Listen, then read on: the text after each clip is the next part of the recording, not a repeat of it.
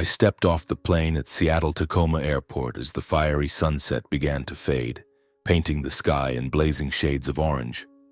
For 4 long months, from the opulent auditoriums of Paris to the crowded lecture halls of Tokyo, Marvin Monroe, 35, an inspirational speaker, had spoken about dreams, overcoming adversity, and living a meaningful life. But now, as my suitcase rumbled behind me, I wanted only one thing: to go home, embrace my parents, and tell them about the days I'd lived through. Before embarking on my tour, I'd bought them a penthouse at the Mirren Residences, Seattle's most luxurious building. It was my gift to them, a way to make up for the difficult years our family had endured. I pictured my father sitting by the window, reading the newspaper through his old glasses, while my mother bustled in the kitchen, baking the cookies I'd loved since childhood. But life, as I was about to discover, never unfolds quite as we imagine. I rented a car at the airport, foregoing the private driver I usually hired. I wanted to drive myself, to feel the road leading me home. Seattle unfolded through the car window, skyscrapers aglow with lights, bustling crowds, and the faint scent of the sea drifting in from Puget Sound. I smiled at the thought of the Penthouse, perched on the top floor of the Mirren with its sweeping views of the city. I'd spent a year choosing that place, ensuring my parents would have a comfortable life, free from worries about bills or the leaky roof of our old wooden house in Spokane. I pressed the accelerator, my heart pounding with anticipation. 4 months away from home was too long, and I couldn't wait to see my mother's smile or hear my father's warm, steady voice. When I pulled up to the building, the golden glow from the lobby spilled out, warm as a greeting. I dragged my suitcase through the large glass doors and nodded to the security guard behind the reception desk. "Welcome back, Mr. Monroe," he said with a friendly smile. I returned the smile, but inside I was eager to get upstairs. The elevator dinged softly, carrying me to the 42nd floor. The plush hallway was carpeted in red, with the faint scent of lavender wafting from a diffuser. I stopped in front of the apartment door, my heart beating faster. I knocked 3 times, crisp and clear, and waited. I imagined my mother opening the door, her eyes lighting up at the sight of me, or my father ambling out, pretending to grumble about my late arrival. But when the door swung open, I froze. It wasn't my father or my mother standing there. It was Silas, my younger brother. He wore a wrinkled t-shirt, his hair disheveled, his eyes squinting as if trying to figure out why I was standing there. Behind him, in the open kitchen, Heather, Silas's wife, was setting a plate of toast on the table. She glanced up, her eyes flicking over me before she smiled, a smile devoid of any warmth. A chill ran down my spine despite the brightly lit room. "Silas," I said, my voice hoarse with surprise. "What are you doing here?" Silas shrugged, his hand still gripping the door as if controlling access. "Oh, you're back? Welcome home?" His tone was light, but there was something insincere about it, like he was playing a role in a script I hadn't read. I stepped over the threshold, pulling my suitcase inside, my eyes scanning the apartment. Everything was pristine. Too pristine. The white leather sofa I'd bought for my parents gleamed, not a scratch on it. The walnut dining table sparkled as if freshly polished. The abstract paintings I'd chosen still hung on the walls, but the room lacked the soul I'd expected. No smell of my mother's cookies, no rustle of my father's newspaper. It felt like a model home, beautiful but lifeless. "Where are Mom and Dad?" I asked, my voice hardening. I tried to stay calm, but a bad feeling was rising, like a tidal wave building beneath the surface. Silas shrugged again, a gesture I'd hated since we were kids because it always meant indifference. "Oh, they weren't comfortable in a fancy place like this. They said it was too stifling, so they went back to Spokane." He spoke casually, as if describing a weekend trip. His words hit me like a thunderbolt. I stood rooted to the spot, the floor seeming to crumble beneath me. "Back to Spokane," I repeated, my voice barely above a whisper. "This apartment, I bought it for them.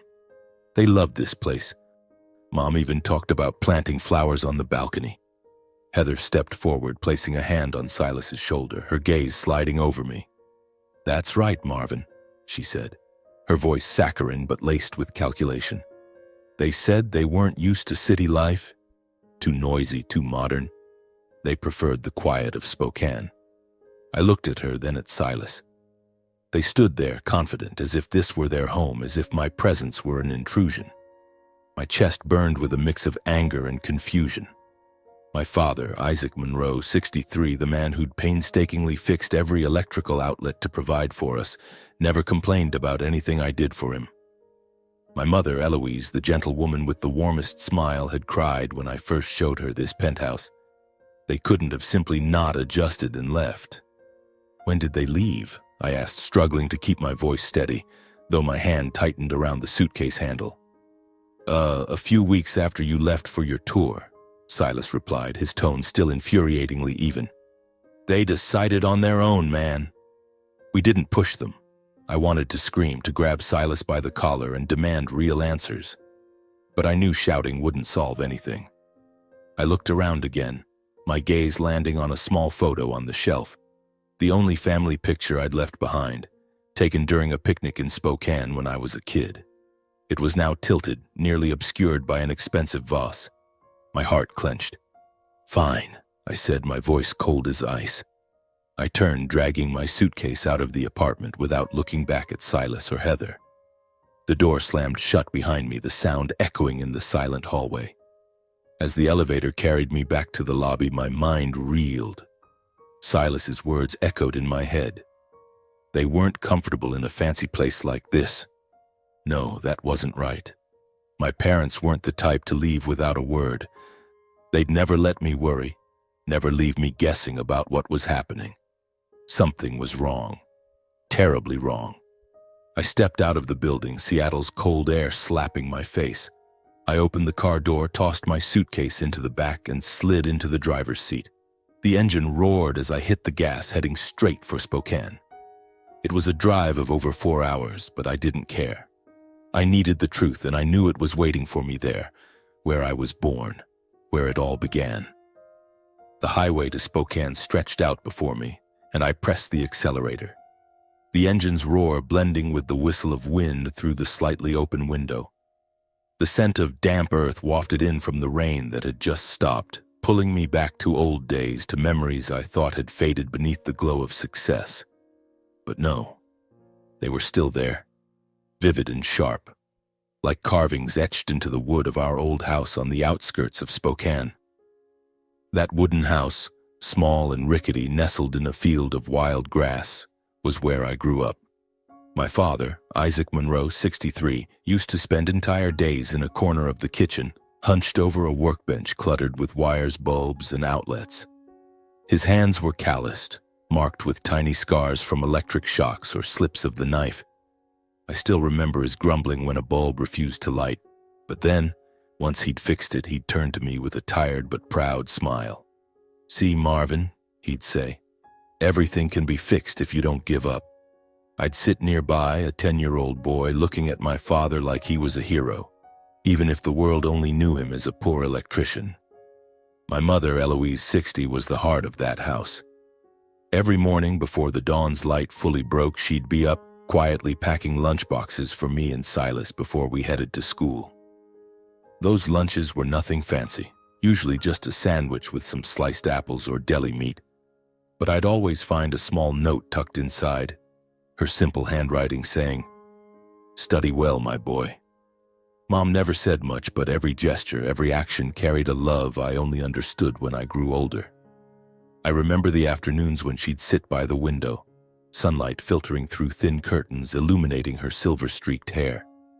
She'd mend my torn shirts, each stitch slow and careful, as if it were the most important task in the world. Those memories flooded back, like an old film playing slowly in my mind. I saw the wooden house again, its creaking floorboards groaning under my running steps, the smell of damp wood and the cheap coffee Mom brewed every morning. Despite the poverty, despite counting every penny to pay the bills, that house was always filled with laughter. Dad told corny jokes, Mom pretended to grumble but ended up laughing too. Silas, back then just a mischievous kid, would knock over glasses or break plates, but no one scolded him. We had each other, and that was enough. Rain began to fall, small droplets streaking down the windshield. I turned on the wipers, but their rhythmic swish-swish only heightened my unease. I thought about Silas, about Heather, about the eerily pristine penthouse. Silas, my younger brother, used to be a sharp-witted kid who could make anyone laugh. But as he grew up, he changed. Failed sales jobs, mounting debts, and Heather, his wife, whom I never truly understood. She always smiled, always said the right things, but her eyes, cold and calculating, never made me feel at ease. What were they doing in the penthouse? Why had my parents left? And why hadn't anyone told me? As I entered the outskirts of Spokane, the city lights gave way to familiar country roads. The old wooden house materialized in my mind, with its chipped wooden fence and the gnarled apple tree Silas once climbed and fell from. I wondered if the house was still the same or if it too had changed, like what seemed to be happening to my family. I pressed the gas harder, determined to close the distance. Spokane wasn't far now, but every passing second felt like a test. I needed to know where my parents were, and I needed to know now. As I turned into the narrow lane leading to our family's old wooden house, my heart seemed to stop. The house stood silent, shrouded in darkness. No lights, no smoke from the chimney, no sign of life. I parked the car, turned off the engine, and sat there, staring at the weathered wooden door that had once been the heart of our home. I stepped out of the car, my shoes crunching on the gravel path. A cold wind swept through, carrying the scent of damp earth and grass. I approached the door, my hand trembling as it touched the doorknob. I knocked, 3 sharp raps that echoed in the stillness. No answer. I knocked harder, calling out, "Dad? Mom? Is anyone home?" My voice sounded hollow, carried away by the wind. I pushed the door, but it was locked. Through the murky glass pane, I saw only darkness inside. This house, once filled with laughter and warmth, now felt like an empty shell. My chest tightened, a nameless fear gripping my throat. I turned to the house next door where Mrs. Wilson, our longtime neighbor, still lived. She was the one who brought cookies to Mom every Christmas, the one Dad would help with plumbing repairs whenever her pipes leaked. I knocked on her door, and to my relief, a light flickered on inside. Mrs. Wilson, her hair white as snow, opened the door, her eyes narrowing as she recognized me. "Marvin? My goodness, is that really you?" She hugged me, but her eyes were filled with worry. "You're here for your parents, aren't you?" "Do you know where they are?" I asked, my voice hoarse. "Silas said they came back here, but the house is empty." Mrs. Wilson sighed, pulling me inside and pouring me a cup of warm water. "Isaac's in the hospital, Marvin. At Sacred Heart Medical Center. He's very sick. Eloise is there with him, staying by his side every day." She paused, looking at me as if she wanted to say more, but hesitated. "You should go there now. They need you." Her words struck me like a dagger to the heart. My father, the man as sturdy as an old oak who I'd never seen falter, was in the hospital? My legs felt weak, but I couldn't stay still. "Thank you," I said, my voice trembling, and rushed back to the car. Sacred Heart Medical Center was only 15 minutes away, but every second felt like an eternity. I drove through the dark streets, the hospital's lights appearing like a beacon in a storm. I parked hastily, nearly running into the main lobby, my breath ragged. The nurse at the reception desk looked up as I gave her the name, Isaac Monroe. She directed me to room 312, 3rd floor. The elevator moved agonizingly slowly, as if deliberately prolonging my anxiety. When the door to room 312 opened, I saw my mother sitting by the hospital bed, her frail hands clutching my father's. Dad lay there, his face pale, his eyes half closed, tubes snaking around his body. Mom looked up, and when she saw me, her eyes lit up, then filled with tears. "Marvin!" She stood, throwing herself into my arms, her small frame trembling against me. I held her tightly, feeling her fragility, her face gaunt from sleepless nights. "I'm here, Mom," I whispered, fighting back tears. "I'm sorry I'm late." I sat beside her, holding her hand, my eyes fixed on Dad. He was weaker than I'd imagined, his breathing slow and labored. "How's Dad doing?" I asked, my voice so low it was barely audible. Mom shook her head, her voice choked. The doctors say he has a lung infection compounded by exhaustion. He's been through a lot, Marvin. She paused, wiping tears with the back of her hand. But he's getting better. He just needs rest. I squeezed her hand, trying to stay calm. What happened, Mom? Silas said you two couldn't adjust to the penthouse and came back here. Why didn't anyone tell me? Why is Dad like this? Mom looked at me, her eyes filled with pain. She sighed as if summoning the strength to recount what she'd tried to bury. After you left for your tour, Silas and Heather asked to stay with us. They said their lease had ended, that they had nowhere to go. We agreed, thinking it was temporary, but her voice broke. Things weren't as you'd think, Marvin. My blood boiled, but I held it in, letting her continue. Her voice was slow, heavy with sorrow. At first, Silas and Heather seemed considerate. Silas helped Dad fix things around the house, and Heather cooked and made tea for Mom. They laughed and talked as if the family was reuniting. My parents, with their open hearts, believed Silas had changed, that he and Heather wanted to rebuild our family bond. But within weeks, things shifted. Silas started interfering with everything, Mom said, her hands trembling. He told us we didn't know how to live in a fancy apartment, that we were ruining things, that we didn't belong there. Heather always agreed, but never directly. She'd just watch, her eyes cold as if we were a burden. I listened, my heart feeling like it was being crushed. They dared to say that? I asked, my voice shaking with anger. That penthouse was mine to give you. They were guests, not the owners. Mom nodded, tears streaming down her cheeks. Your father couldn't take it. He argued with Silas, said this was our home, that we had every right to be there. But Silas, he's not the brother you knew anymore. He said hurtful things, called us outdated, said we didn't deserve the place. Heather stood there, silent, but her eyes, they agreed with him. I was stunned. Each word Mom spoke was like a cut tearing my heart apart. The penthouse, where I'd poured my heart into giving my parents a better life, had become a prison for them. I looked at Dad, the man who'd been our family's rock, now lying frail and helpless. I looked at Mom, the gentle woman who'd sewn my clothes, now worn down by pain and humiliation. Rage surged within me, mixed with guilt. I'd been gone too long, too caught up in the spotlight, leaving my parents to endure this. I'm sorry, I said, my voice choking.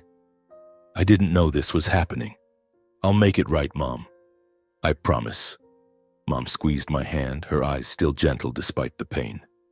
It's not your fault, Marvin. We just want you to be happy. But now that you're here, everything will be okay. I gripped Mom's hand tightly, fighting back tears, but every glance at Dad, entangled in tubes, his face pale and drawn, felt like a vice squeezing my heart.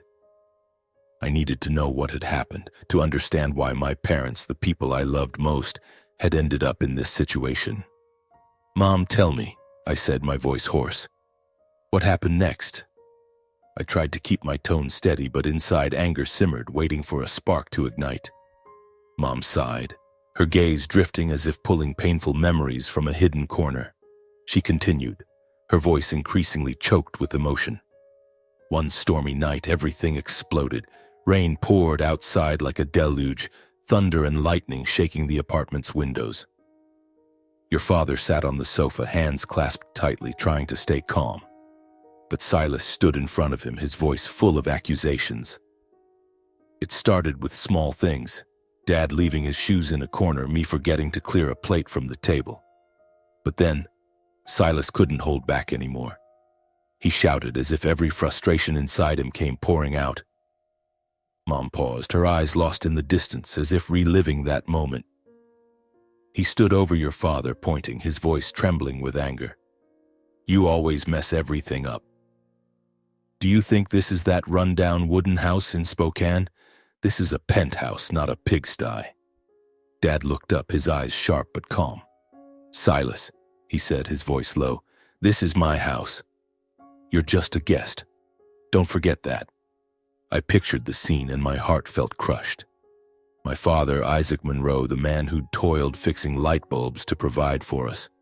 who never raised his voice, was now facing insults from his own son. Mom continued, her voice trembling. Silas didn't stop. He stepped closer to Dad, his eyes flashing with contempt. Guest, he scoffed. You're backward, old-fashioned, clueless about living in a place like this. You think you deserve this apartment?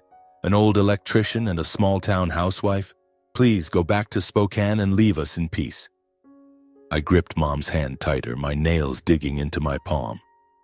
He dared to say that? I asked, my voice shaking with rage. Mom nodded, tears streaming down her face. Your father stood up, his face flushed. What did you say, Silas? He shouted, his voice echoing through the room. I raised you, gave you everything. And now you stand here insulting your parents? But Silas didn't back down. He yelled back, You don't belong here. Neither of you do. You're not good enough. Leave and stop bothering us. Mom said. Heather stood nearby, silent, but her cold gaze seemed to endorse every insult her husband hurled. Mom tried to intervene, grabbing Dad's hand, pleading, Silas, enough! We're family. But Silas brushed her off, his eyes dripping with disdain. Family? You're just a burden? Those words were like a final dagger, slicing deep into Dad's pride. Your father didn't say another word, Mom said, her voice breaking. He turned to me, his eyes full of pain but resolute. Eloise, he said, pride is the last thing we have. We're not staying here anymore. I tried to stop him, told him not to go, that it was storming outside. But he shook his head, his hands trembling. No, Eloise. We can't stay where our own son doesn't want us. Mom recounted how they packed in a hurry, grabbing only an old suitcase, a few clothes, and 2 worn-out raincoats. The penthouse door slammed shut behind them, the sound mingling with the thunder's roar. Outside, rain poured in sheets, the wind howling and shaking the skyscrapers. My parents, 2 elderly people in their 60s, trudged through the storm, their thin raincoats offering little protection. They stood by the roadside waiting for a taxi, but the storm had snarled traffic. No cabs stopped. Mom clung to Dad, trying to shield him from the rain, but both were soaked and freezing. I pictured it. My father shivering in the wind, my mother frantic but holding strong, and a sharp pain stabbed through me as if I were standing in the rain with them. The next morning, Mom continued, her voice barely a whisper, we returned to Spokane, to the old wooden house. Your father had a high fever, shaking, but he still tried to smile, telling me not to worry. But then, on the dusty road to the outskirts, he collapsed, clutching his chest, his face pale. I panicked, called an ambulance, and they brought him here. She paused, tears streaming down her face. The doctors said he had a minor stroke, brought on by the cold and exhaustion. I've been here ever since, caring for him day and night, praying he'll recover. I sat frozen. Every detail Mom shared was like a knife, tearing my heart apart. The penthouse, where I'd poured my heart into giving my parents a better life, had become a prison. Silas and Heather hadn't just taken the house. They'd stripped away my parents' dignity, driven them into a storm, and caused my father to collapse. I stood abruptly, pacing the hospital room, my fists clenched. The initial pain had transformed into burning rage. I saw my parents trudging through the rain, their thin raincoats soaked, walking in the dark, and the anger inside me blazed like an unquenchable fire.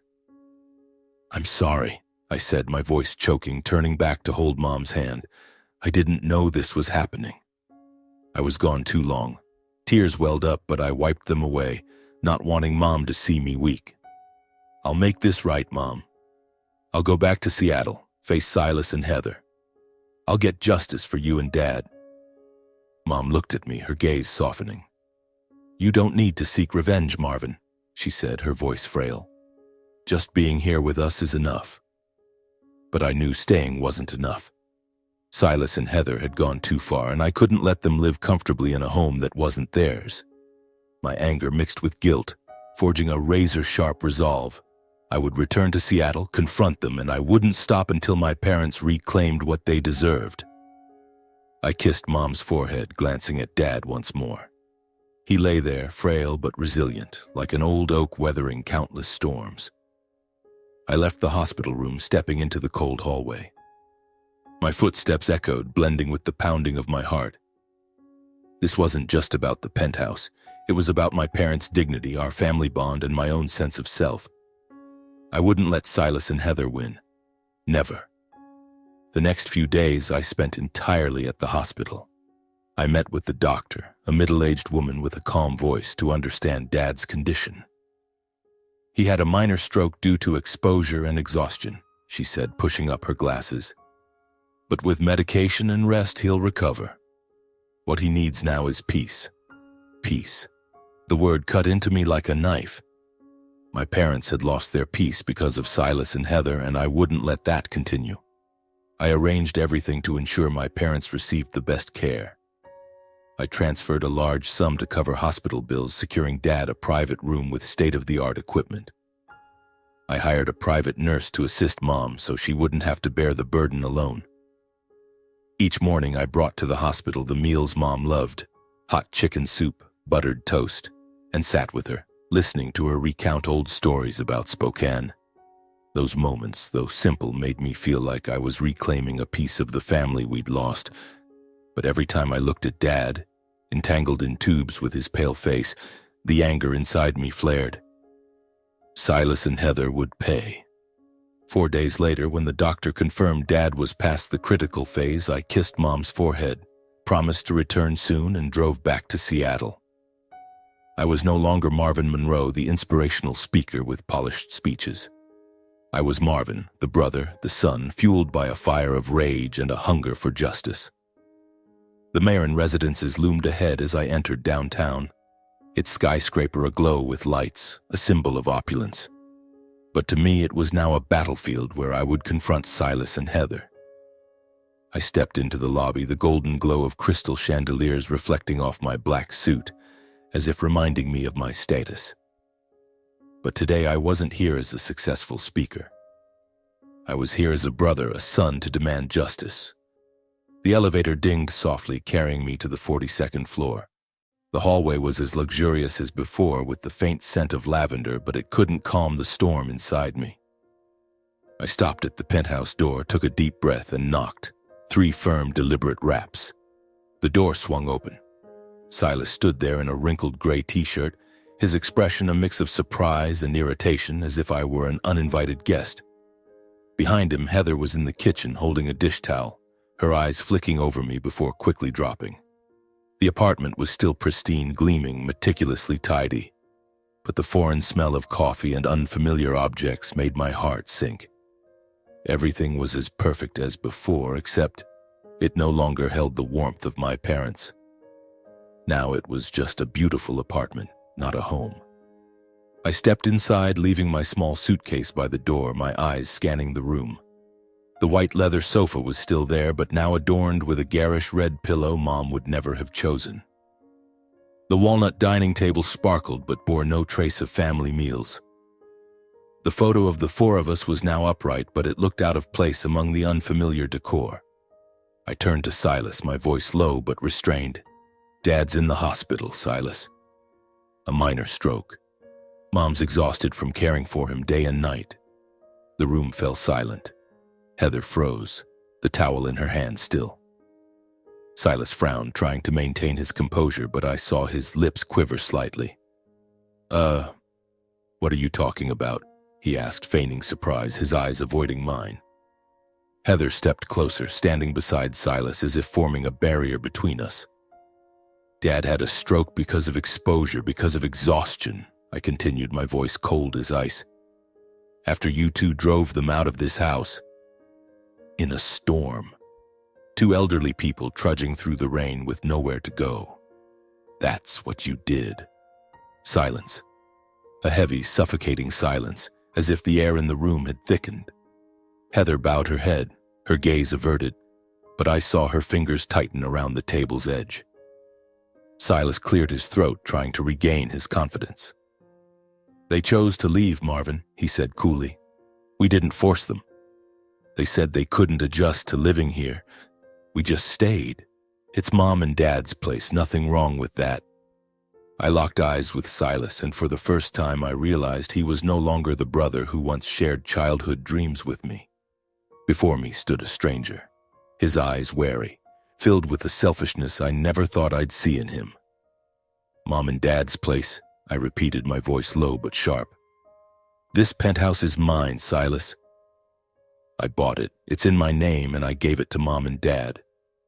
Not you, not Heather. You have no right to be here, and I want you both out. Now." Heather interjected, her voice shaky but trying to sound confident.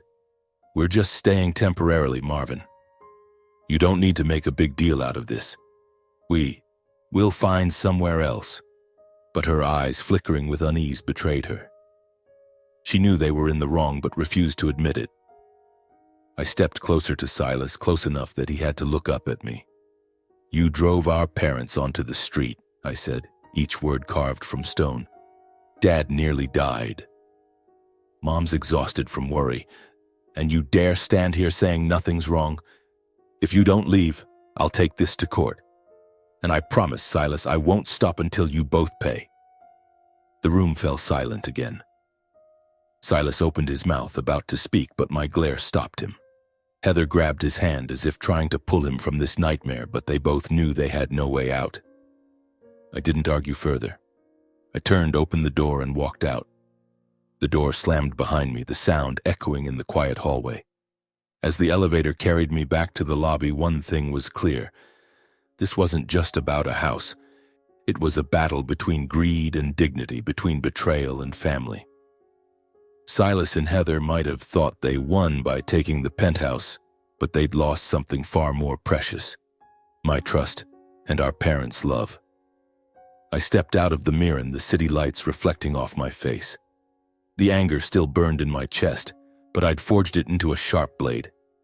I wouldn't stop until my parents reclaimed what they deserved. As I stepped out of the Marin residences, Seattle's city lights reflected off rain-soaked puddles, glimmering but cold. The anger inside me still burned, but I had tamed it into clarity, a force to carry me through any obstacle. Silas and Heather might think they were safe in the penthouse, but I wouldn't let them rest easy for another day. I drove straight to downtown Seattle, to the office of Michael Grant, my lawyer who had handled the penthouse purchase 2 years ago. In my hand was a briefcase containing every document related to the apartment, from the purchase agreement to the transfer records. I believed that proving ownership would be enough to evict Silas and Heather, just as they had driven my parents out. Michael's office was on the 15th floor of a sleek glass building overlooking Seattle's skyline. I stepped inside, the cool air from the AC soothing the heat in my head. Michael, a man in his 50s with silver-streaked hair, greeted me with a friendly smile but sharp eyes. "Marvin, it's been a while," he said, gesturing to the leather chair across his desk. "You don't look good. What's going on?" I set the briefcase on the desk and slid it toward him. "I need your help to take back the penthouse at the Mirren," I said, my voice firm. "My brother Silas and his wife Heather are occupying it. They drove my parents out and I want them gone immediately." Michael raised an eyebrow, opened the briefcase and flipped through the pages. I recounted everything, from returning to find my parents gone, to Mom's story in the hospital about the stormy night when Silas insulted them and forced them out. Each word cut into my heart again, but I didn't stop. I needed Michael to grasp the gravity of the situation. "The apartment is in my name," I stressed. "I bought it, I paid for it, and I gave it to my parents. Silas has no right to be there." Michael nodded, but his expression grew pensive. He studied the documents, jotting notes on a small pad, then leaned back in his chair with a sigh. "Marvin, I understand you're angry and you have every reason to be. But this situation isn't as straightforward as you think." I frowned, feeling the floor shift beneath me. "Not straightforward? What do you mean?" "I'm the owner, I have the paperwork. Just order them out." Michael shook his head, placing the documents on the desk. "You're not the sole owner, Marvin. The apartment is under co-ownership between you and your father, Isaac Monroe. Remember when we added his name to the deed to secure long-term rights for your parents? I nodded, but my heart began to race. Michael continued, "Right now, Isaac is in the hospital, correct? He's not in a condition to sign any power of attorney or consent to property decisions. Without his approval, you can't make unilateral decisions about the apartment." I clenched my fists, nails digging into my palms. So I wait for Dad to recover. But what about Silas and Heather? They have no right to be there. They drove my parents out. Michael raised a hand, signaling me to calm down. "Legally," he said, his voice steady, "since Silas and Heather were initially allowed to stay by your parents, they're considered permitted residents, not trespassers. That means you can't evict them immediately without a legal process. If you change the locks or force them out, they could even sue you for violating their residency rights." His words hit like a punch to the face. I stood abruptly, pacing the office, frustration and helplessness surging like a wave. "What do you mean?" I nearly shouted. "The house I bought that I paid for is now protecting those ungrateful people. They drove my parents onto the street, Michael. My father almost died." Michael looked at me, his gaze both sympathetic and stern. "I understand, Marvin. But the law doesn't care about emotions. It cares about documents and procedures. The only way to resolve this is to issue a formal notice to Silas and Heather, requiring them to vacate within the legal time frame, typically 30 days. Meanwhile, you'll need to wait for your father to recover and sign a power of attorney. Then we can file a court order to enforce their eviction if they don't comply." I sank back into the chair, feeling like the world was against me. The penthouse, my pride, had become a legal trap. Silas and Heather, who had hurt my parents, were protected by the law because of my parents' naive decision to let them stay.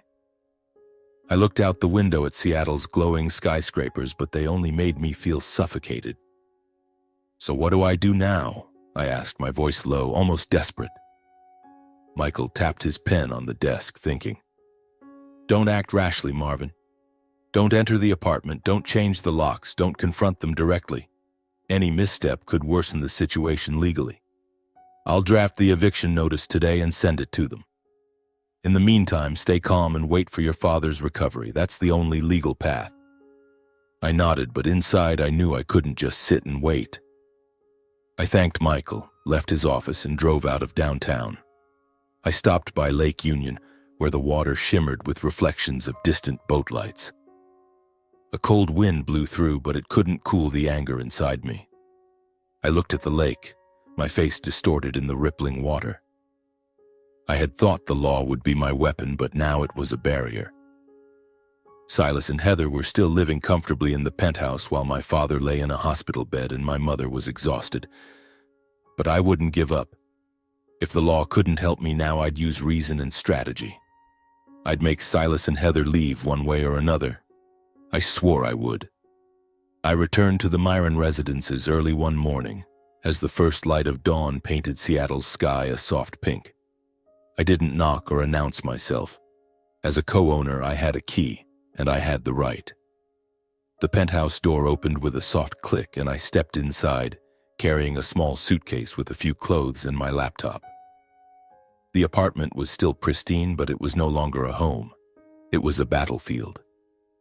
Silas was lounging on the sofa, scrolling through his phone while Heather was in the kitchen brewing coffee. At the sound of the door, both jolted and turned to me.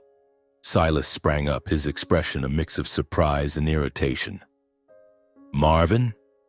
What are you doing here?" he asked, his voice rising as if I were an intruder. I gave a faint smile, but my eyes were cold as ice. "This is my house, Silas. I'm staying here. Any problem with that?" Without waiting for a response, I pulled my suitcase into the living room, set it on the floor, and opened my laptop on the walnut dining table.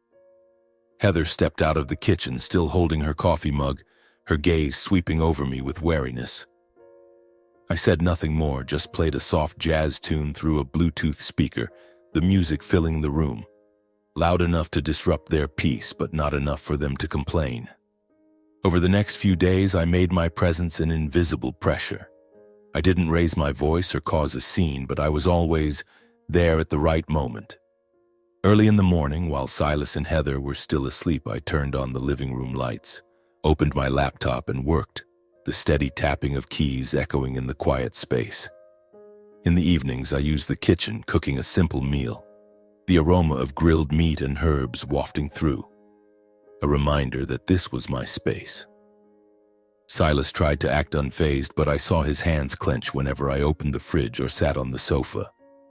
Heather avoided my gaze, but her irritation showed in stolen glances and suppressed sighs. I didn't stop there. One morning, I called a maintenance team to inspect the apartment's electrical, plumbing, and HVAC systems, citing routine upkeep.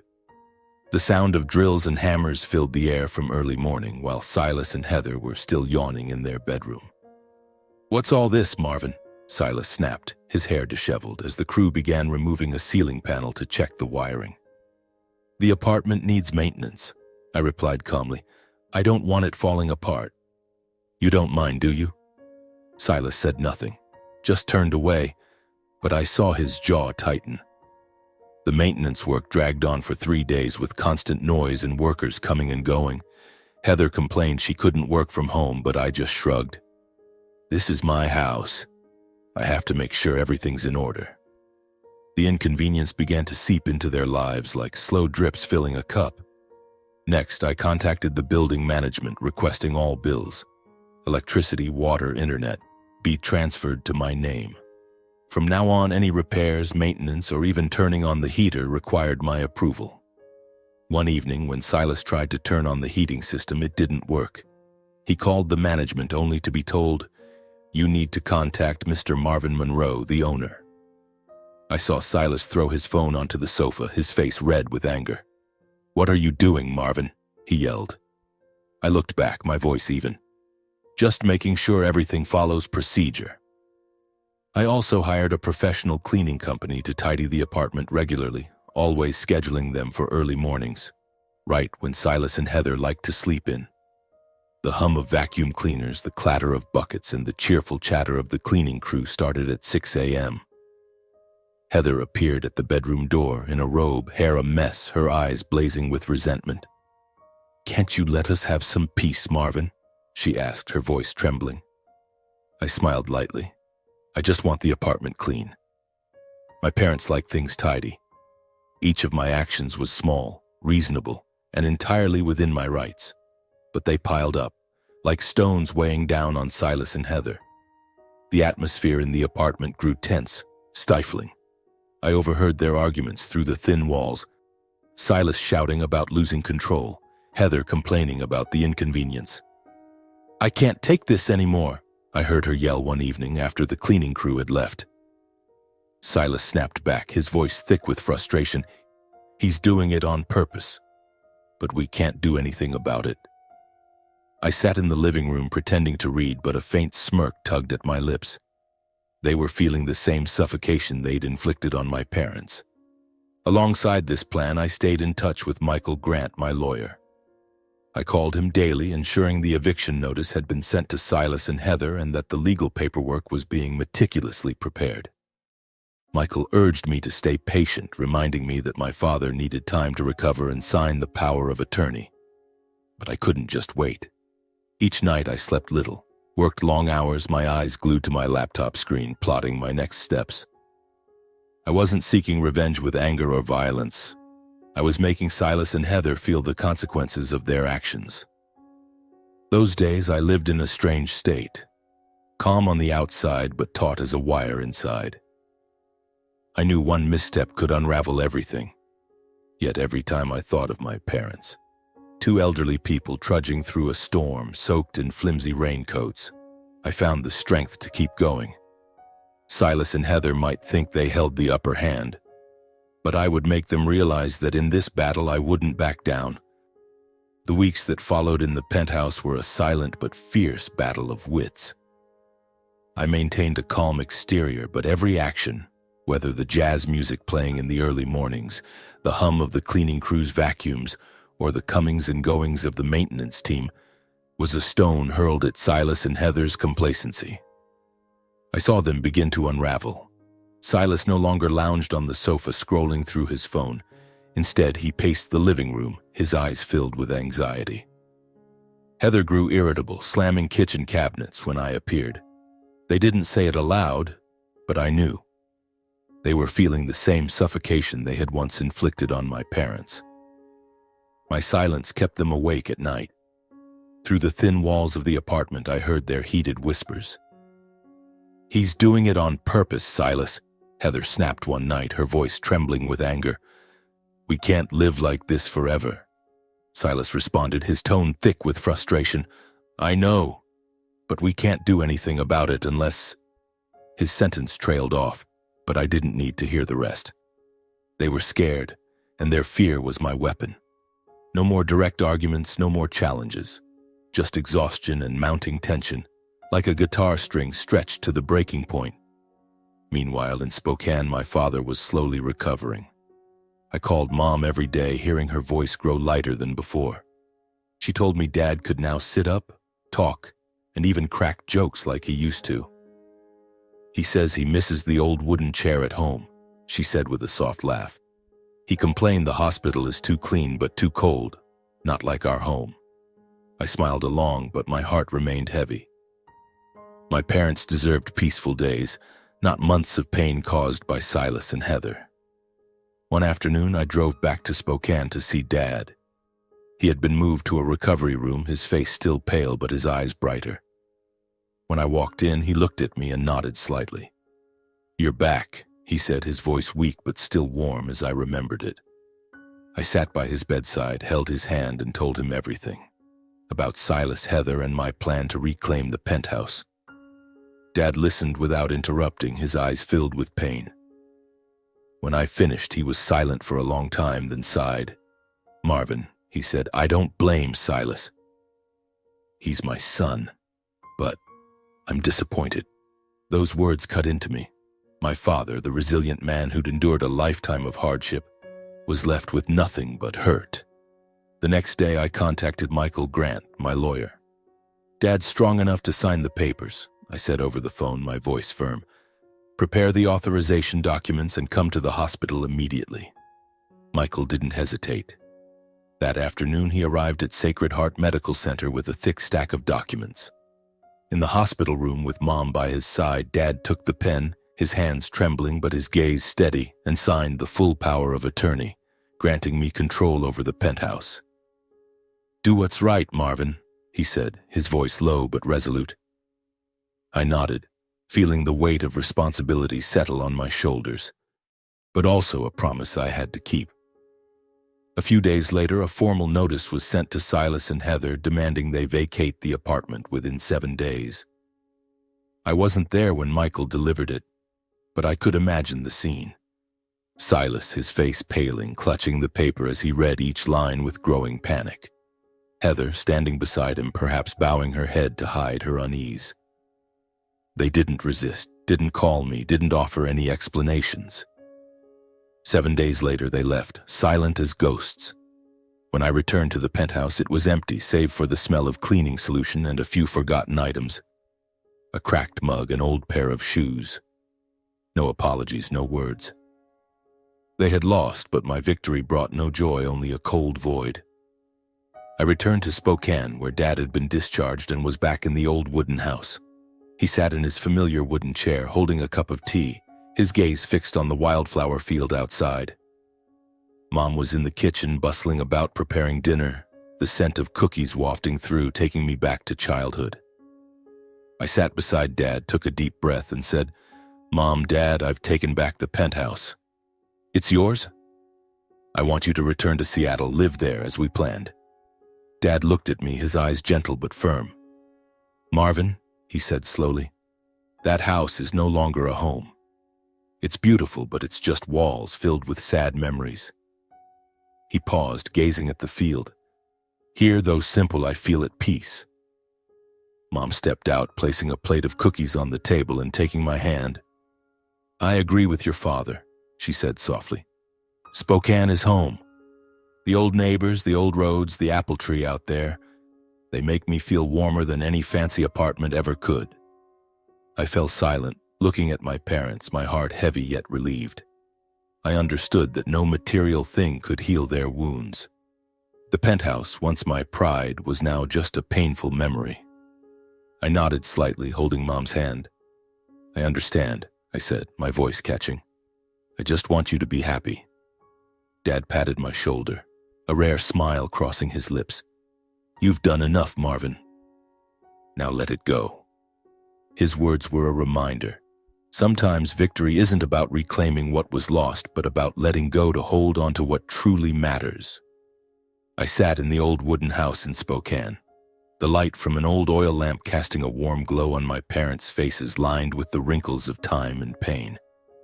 They had refused to return to the Seattle penthouse, and I understood why. That house, though once my pride, was now a hollow shell filled with painful memories. I couldn't force them back to a place that had cast them out, where Silas and Heather had turned family into betrayal. But I also couldn't let the penthouse stand as a scar, reminding me of my failure to protect my parents. Returning to Seattle, I stepped into the penthouse one final time. The air was still clean but cold, as if its soul had left with my parents. I stood before the large glass window, looking down at the city twinkling with lights. The skyscrapers, the bustling traffic, and the distant Puget Sound, once symbols of the success I chased, now left me feeling empty. I walked through each room, touching the white leather sofa, the walnut dining table, the small family photo on the shelf. Each item stirred memories, not of happy days, but of the stormy night when my parents trudged away. I knew I had to let go, not because I needed the money, but because I needed to sever the tie to this painful past. I contacted a reputable real estate agency to sell the penthouse. The agent, a young woman with a professional smile, was surprised I wanted to part with such a prime property. "Are you sure, Mr. Marvin?" she asked, her voice tinged with regret. "This apartment is a dream for anyone in Seattle." I nodded, offering no explanation. She didn't need to know that for me it was no longer a dream, but a reminder of what I'd lost. The sale happened quickly. A wealthy family from California bought the penthouse for more than I'd expected. As I signed the contract, I felt no regret, only relief. With the proceeds, I decided to invest in something meaningful, building a community center in Spokane, where I was born, where my parents now lived, where my childhood memories remained intact. I wanted to transform pain into purpose, to create a place where people, especially those who'd been forgotten, could find hope. I returned to Spokane with a plan and a new fire. I partnered with local authorities, securing a vacant plot on the outskirts, a former wildflower field where Silas and I used to play ball as kids. I funded the project myself, hiring architects and a construction team to design a 2-story building named the Bennett Family Center, inspired by my mother's maiden name as a tribute to her. During the months of construction, I often returned home for dinner with my parents. Those meals were simple but warm, with Mom bustling about making mashed potatoes and roast, and Dad recounting old Spokane stories, tales of fixing light bulbs to provide for us. "You don't need to go this far, Marvin," Dad said once, his voice low. "But I'm proud of you." Mom smiled, resting her hand on mine, her eyes seeming to make up for the years we'd lost. The construction wasn't easy. Heavy rains delayed progress, disputes with contractors arose over costs, and some nights I stayed up, worrying if I was doing the right thing. But each time I saw my parents, their smiles slowly returning, I knew I couldn't stop. The community center wasn't just a building. It was my promise that they'd never be hurt again. The center's grand opening coincided with Dad's 64th birthday. The Spokane sky was clear that day, golden sunlight spilling over the wildflower field, glinting off the sign in front of the building, Bennett Family Center. Dedicated to those who've been forgotten and to those who believe kindness can start anew. Locals gathered in droves, laughter filling the small courtyard. Children ran and played, adults chatted animatedly, and the smell of fresh-baked bread wafted from the food stall. My parents stood by the sign, Mom holding Dad's hand, both smiling, their eyes shining with pride. I kept my speech brief. When invited to the stage, I stood there looking at the crowd, at my parents, and said simply, "This place isn't mine. It belongs to those who need a home, a chance, a fresh start. Thank you to my parents, who taught me that love and kindness are always worth fighting for." The crowd applauded, but I didn't need their cheers. I only needed to see my parents' smiles, to see them standing there at peace among old neighbors. From then on, I regularly held talks at the center, helping young people navigate careers, teaching communication skills, and sharing my own story.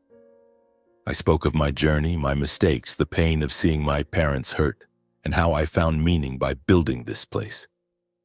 Spokane became home. No more city lights, no more lavish apartments, just people, memories, and true peace.